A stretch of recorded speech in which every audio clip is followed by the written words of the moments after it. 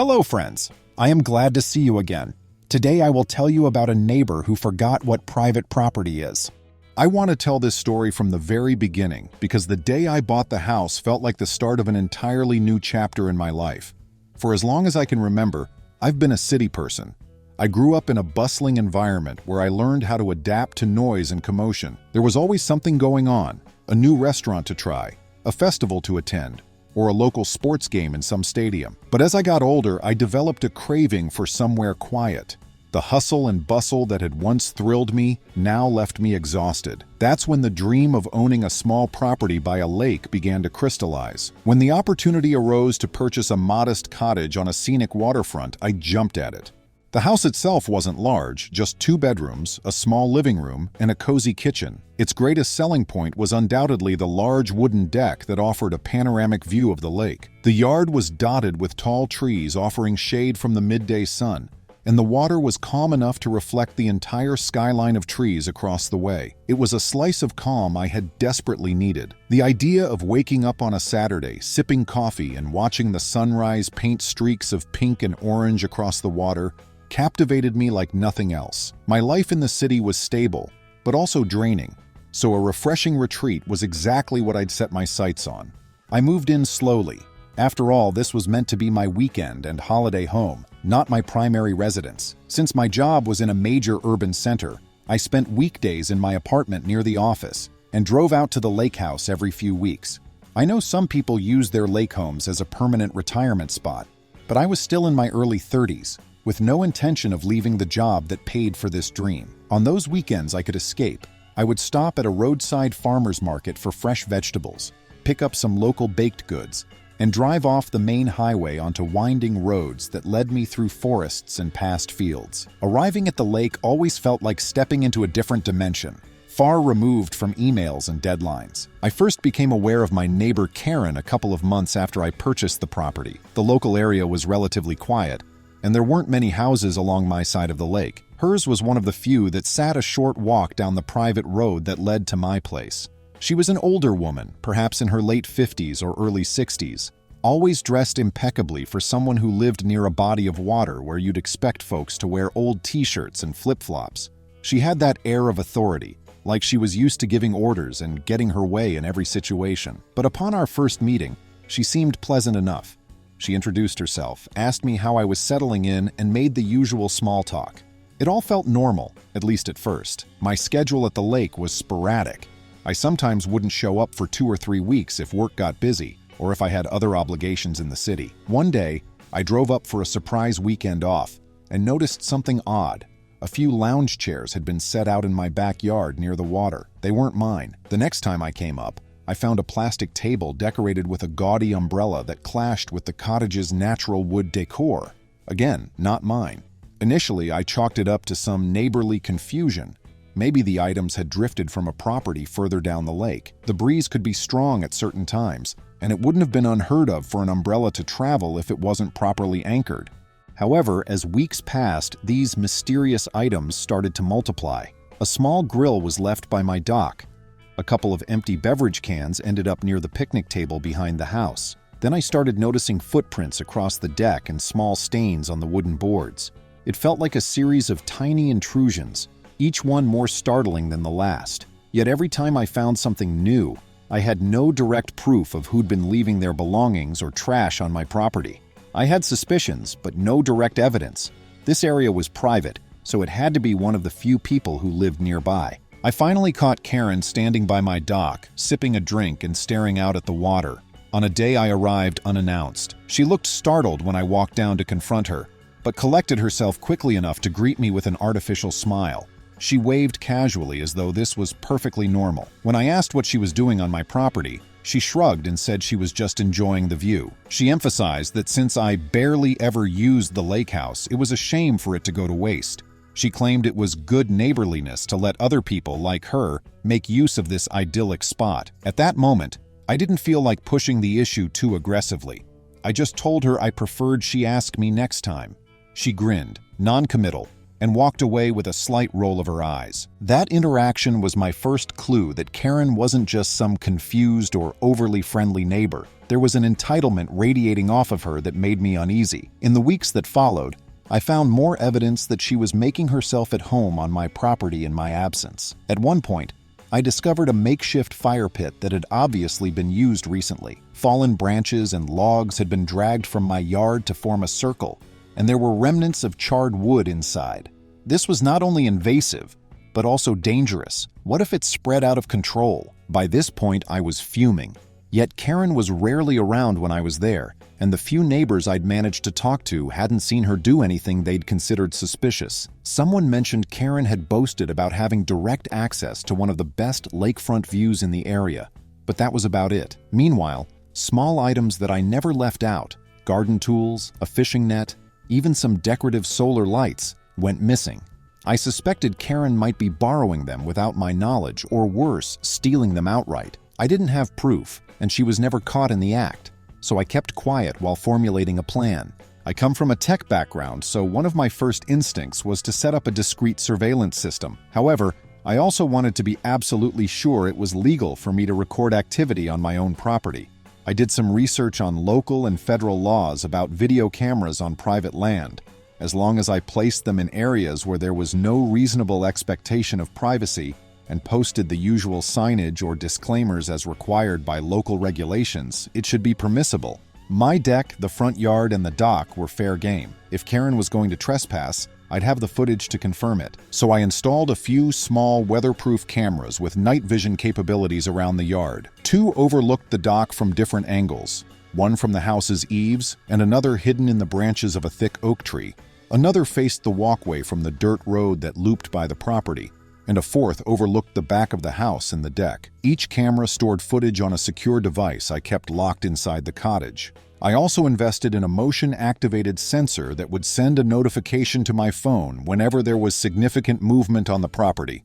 If Karen decided to take advantage of my absence again, I'd have a record of it. In the following weeks, I checked live feeds and stored footage when my phone alerted me. The usual squirrels running up the trees, the occasional raccoon wandering near the dock at night, and the wind rustling branches in my yard were the only suspicious activity for a while.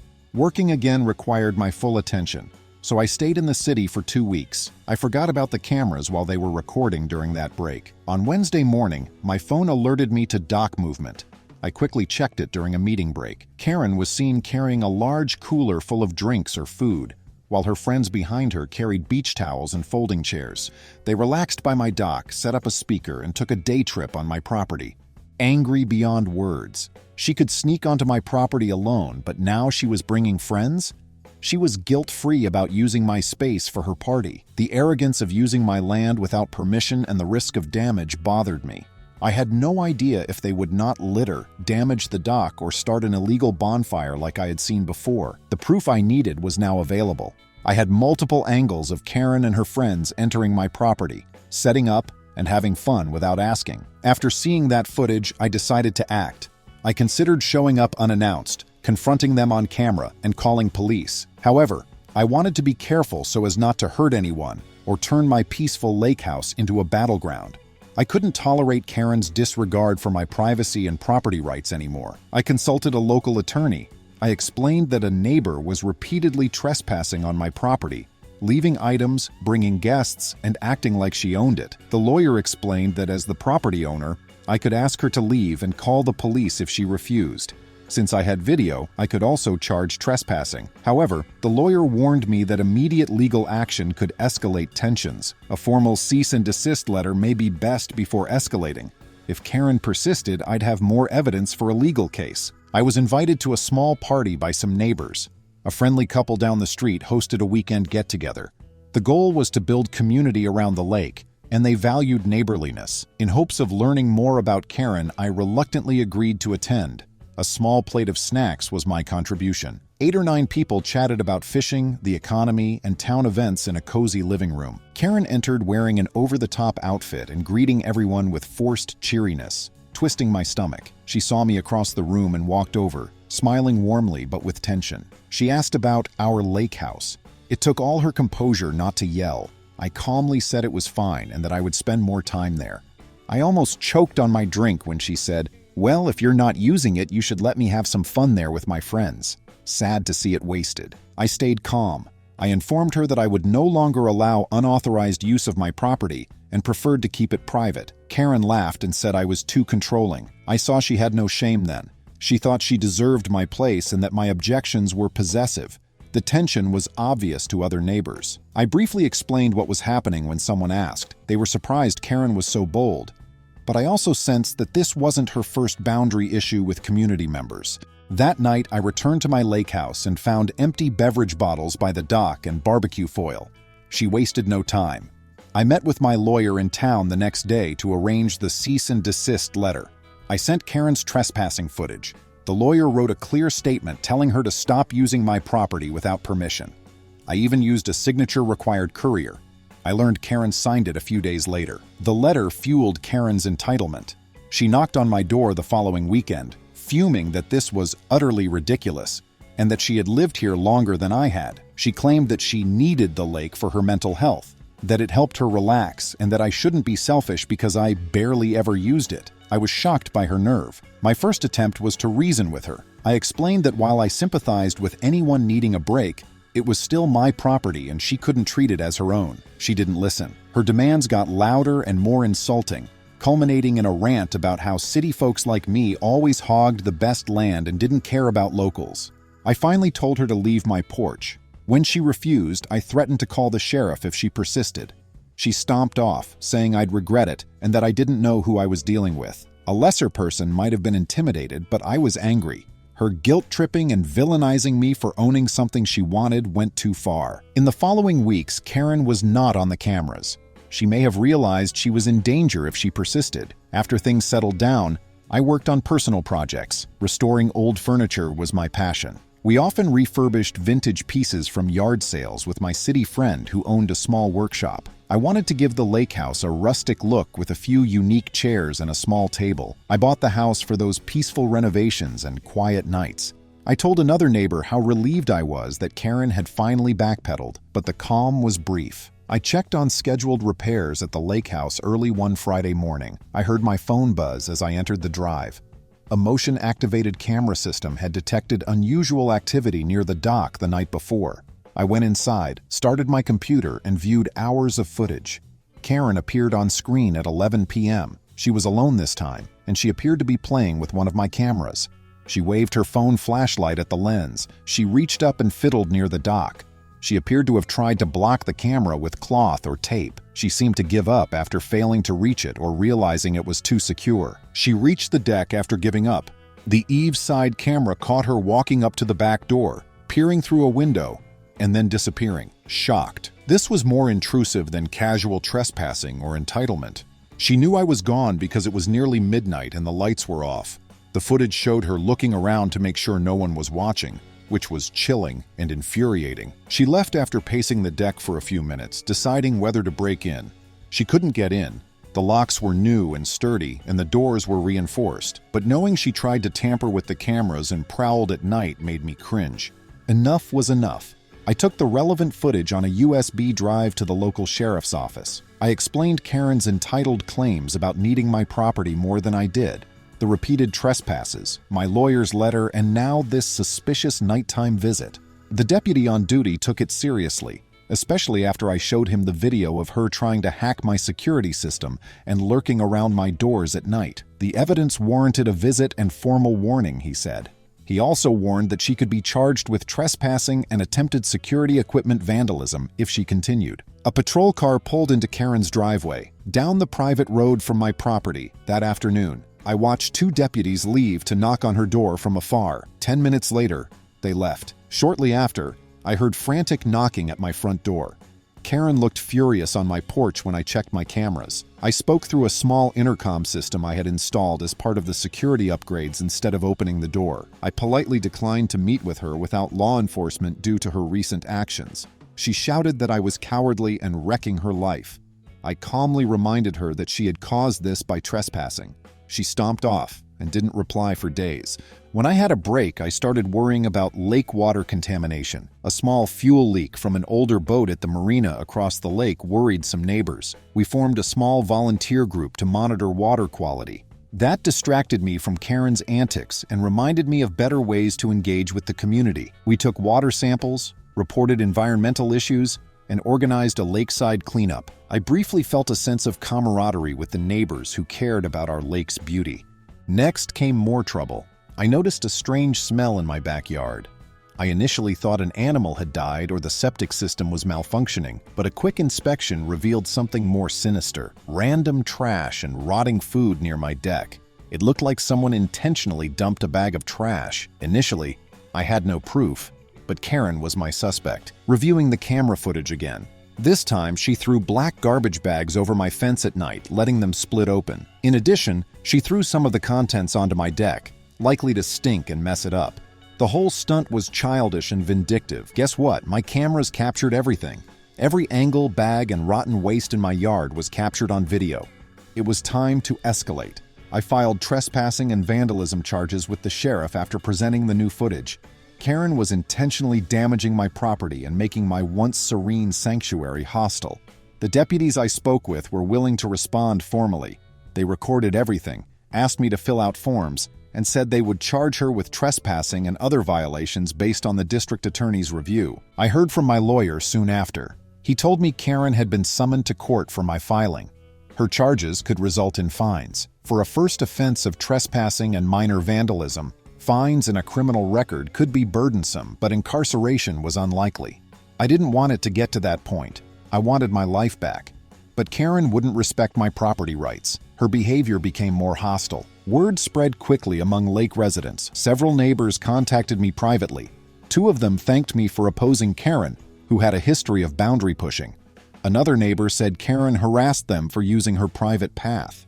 She didn't trespass or litter on their property, but she threatened them with frivolous lawsuits. I wasn't the first to face Karen's entitlement, but I was the first to stand firm and potentially punish her. I began planning my courtroom testimony as the date approached. The best evidence was surveillance footage. I recorded multiple incidents, including Karen's late-night presence on my property after being told not to. I had police reports and the cease and desist letter from when she dumped trash in my yard. The case was strong. However, there's always a twist, and mine came 2 weeks before the hearing. After a weekend at the lake house, I saw a car pull up to my property as I packed up. Karen drove, but she wasn't alone. She marched to the dock with 2 others. That was bold, but then I noticed they had a camera and appeared to be filming something, possibly for leverage or to prove I was wrong. I called out from the porch and asked them to leave immediately. They refused, saying they were documenting the property lines and had permission to survey. I reminded them to leave my land and hire a professional land surveyor for an official boundary survey, not walk in with a handheld video camera. Another Karen friend, a defiant man, shouted that I was violating her customary rights, which made no sense. I stood firm and recorded them with my phone. I calmly told them they were trespassing and would call the sheriff. The 2 men with Karen muttered to her before retreating. Karen pointed at me and said, "This isn't over." I reported the incident to the sheriff anyway. A deputy took a statement and reviewed my phone footage. He confirmed that they were illegally on my property. If they claimed to be surveying, they did it wrong and had no paperwork. Karen risked legal trouble again by continuing. That was probably her last desperate attempt to gather evidence to exonerate her in court or blame me. Naturally, she found nothing. I became more vigilant than ever, spending more weekends at home to watch, even though it was not my preferred pastime. My stress rose. I was anxious, checking the cameras every 2 hours instead of reading by the lake or meditating in the quiet early morning. I brought a close friend to stay with me for safety. We joked that I needed a guard dog, but cameras and the law worked better. My court date arrived and I was nervous and relieved. With my lawyer, we organized everything carefully. Karen looked defiant, with a lawyer who seemed uninterested in her claims of need. I showed my footage of her repeated trespasses, attempted camera tampering, trash dumping, and nighttime prowling. Timestamps, police reports, and the lawyer's cease and desist notice were included. After listening patiently, the judge asked Karen's lawyer to respond. Her defense was almost comical. Karen's lawyer claimed Karen believed there was an easement or shared property usage agreement. However, they had no easement documentation. Karen then said she needed lake access for her mental health and that it was only fair she use it since I wasn't using it often. The judge was neutral but growing skeptical. While minor infractions may be forgiven, repeated trespassing and vandalism with unsubstantiated excuses are usually not. Karen was convicted of misdemeanor trespassing and fined heavily. The judge also ordered her to pay for her damages, some cleanup costs, and my legal fees for sending her the cease and desist. A restraining order prevented her from coming within a certain distance of my property for the next year, so she couldn't use the dock, yard, or deck she wanted. If she breaks that order, she'll be punished more. There was more. Some local volunteer groups and neighbors heard about her conviction shortly after. Karen was part of a local social club, but after people heard about the nighttime tampering and trash dumping, her reputation plummeted. The community is close and respects boundaries. People stopped associating with her after learning she violated private property rights and tried to force me to give up my space. Friends who had invited her to events left her. I didn't enjoy her social decline, but it felt like karma.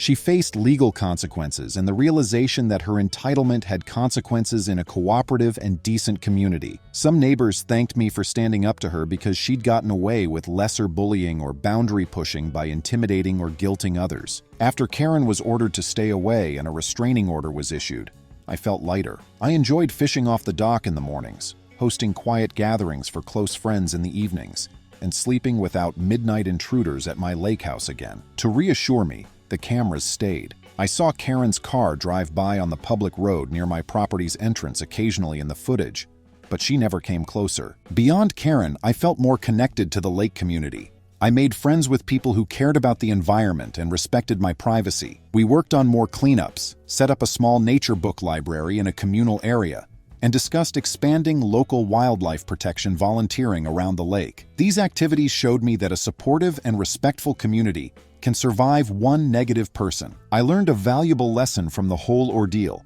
Stand firm when someone violates your rights. My tech background and decision to install security cameras taught me the value of thorough documentation. Karen might have continued to claim a vague right to my property without that footage. Instead, the camera footage prevented her from denying her actions in court. Not everything was easy. I worried about my safety, repercussions, and whether I was overreacting to Karen's behavior. But whenever I doubted myself, I remembered how far she'd gone. Trespassing, tampering with cameras, vandalizing the property, and even arriving late at night. Nothing was acceptable, and letting it continue would have harmed my peace and property. I heard rumors after the court case that Karen was selling her house and leaving the lake community. Not sure if that's true or just local gossip, but it wouldn't surprise me. She was estranged from most neighbors, and a restraining order probably made her living situation uncomfortable. I don't care as long as she follows the law and the restraining order. Today, I can finally enjoy the waterside retreat I bought the place for. I replaced some stolen tools, bought new lounge chairs, and added a small flower garden near the walkway. A small kayak dock extension is also on my list. Coffee and sunrises are my routine, and crickets fill the deck as I read. Ironically, my experience showed that you must fight for relaxation. I still shake my head at Karen's mindset. She believed she was entitled to my property because I didn't use it enough. The idea that someone else's desire could override a person's legal ownership is absurd, but it checked some people's behavior. Some people believe their subjective wants trump legal rights. After enduring the conflict and seeing her attempts fail, I'm glad I stuck to my principles. It confirmed my belief that being neighborly and considerate doesn't mean letting others walk all over your property and personal space. I'm glad the courts took my concerns seriously. From the professional local deputies who answered my calls to the judge who fairly weighed the evidence, it showed me that justice can prevail in complex legal battles. I brought extensive evidence, which was crucial to proving the harassment pattern. If I'd only had my word against hers, it could have been a long he said, she said. Instead, the video proved her repeated intrusions. Life is blissfully normal now. I still lock up tightly when I leave, but that's normal. I still think about Karen's nighttime adventure, but not anymore. Instead, it reminds me to update my security and stop boundary crossings before they escalate. I've found the peace I dreamed of when I bought this lake house. I stay in my city apartment during the work week, but I spend weekends and some weekdays at the lake. I've been using remote work options since they expanded. Nothing beats answering emails on the deck with a gentle breeze and the sound of water lapping against the shore. The situation is still occasionally raised by neighbors and acquaintances. Some ask if I'm resentful or regret moving here. I couldn't be happier with my lake house purchase. Despite having an unexpected neighbor from hell, I handled it, set an example for others, and learned a lot about standing up for myself. My happiness in this peaceful environment, especially when the sun reflects on the lake like molten gold, is worth all the work I put into cleaning up. Friends, thank you. See you soon.